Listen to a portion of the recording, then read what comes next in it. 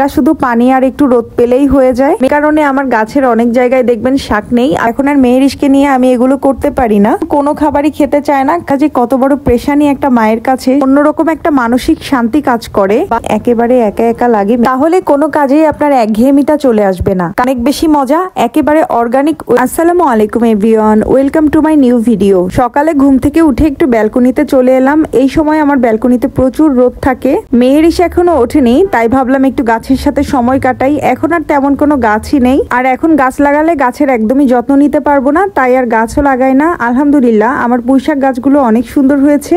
পুঁইশাক গাছের তো আর খুব একটা যত্ন লাগে না, এরা শুধু পানি আর একটু রোদ পেলেই হয়ে যায়। মেহেরিশ ঘুম থেকে উঠে গিয়েছে, তাই একটা ডিম পানি পোস্ট করে নিয়েছি ওকে সকালে খাওয়ানোর জন্য। মেহেরিশের জন্য ভাবছি দুপুরে একটু খিচুড়ি বসাবো, তাই গাছ থেকে কিছু পুঁইশাক নিয়ে নিচ্ছি। এভাবে গাছের শাক দিয়ে রান্না করতে কিন্তু বেশ ভালোই লাগে। তাছাড়া নিজেরা খেতেও যেন অন্যরকম একটা শান্তি কাজ করে। নিজের হাতের লাগানো গাছের শাক সবজি বা ফল খাওয়ার অন্যরকম একটা আনন্দ।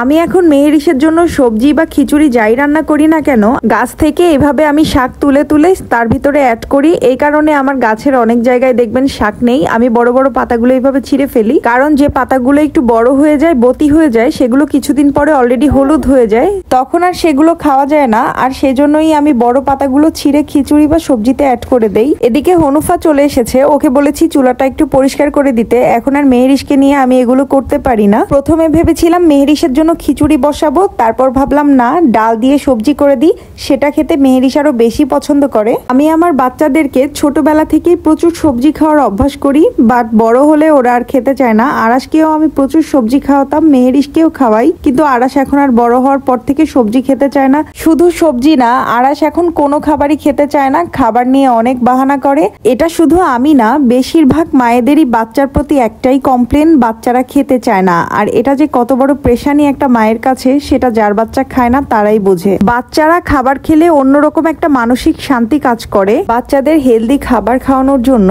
আমরা মায়েরা কত ঝামেলার ভিতরেও ওদের খাবার রেডি করতে ভুল করি না, তারপরেও বেশিরভাগ সময় দেখা যায় বাচ্চারা খেতে চায় না। যাই হোক, এখন মেহেরিশের লাঞ্চ টাইম হয়ে গিয়েছে। মাশাআল্লাহ মেহেরিশের যেহেতু 9 মাস হয়ে গিয়েছে, তাই আমি ওর খাবারে একটু মাছও অ্যাড করছি। লাঞ্চ শেষ করিয়ে মেহেরিশকে ঘুম পড়িয়ে দিয়েছি, আর সেই ফাঁকে আমিও লাঞ্চ করে নিয়েছি। আর আমার একটু টায়ার্ড লাগছে, তাই ভাবলাম একটু কফি খাই আর নিজের মতো সময় কাটাই। এখন যেহেতু আরাসও বাসায় নেই, একেবারে একা একা লাগে মেহেরিশ ঘুমিয়ে গেলে। আসলে প্রতিটা মানুষেরই উচিত হাজার ব্যস্ততার মাঝেও অল্প সময়ের জন্য হলেও নিজের জন্য সময় বের করে নিজেকে সময় দেওয়া। এতে কিন্তু মানসিকতা ভালো থাকে, কারণ সারা দিনের ভিতরে আপনি যদি 20 মিনিট থেকে আধা ঘন্টা সময় নিজেকে দেন, তাহলে কোনো কাজেই আপনার একঘেয়েমিটা চলে আসবে না। কাল রাতে আপনাদের ভাইয়াই ছোট ছোট অরেঞ্জগুলো এনেছিল। আগে এই অরেঞ্জগুলো প্রচুর খাওয়া হতো, এখন খুব একটা খাওয়া হয় না। বড় অরেঞ্জের তুলনায় কিন্তু এগুলো বেশি মিষ্টি আর বেশি রসালো। মেহেরিশ ঘুম থাকতে থাকতে যদি রান্নাটা করে ফেলা যায়, তাহলে অনেকটা ঝামেলাই কমে যায়। তা না হলে আপনাদের ভাইয়া অফিস থেকে ফেরার পর মেহেরিশকে তার কাছে দিয়ে রান্না করতে করতে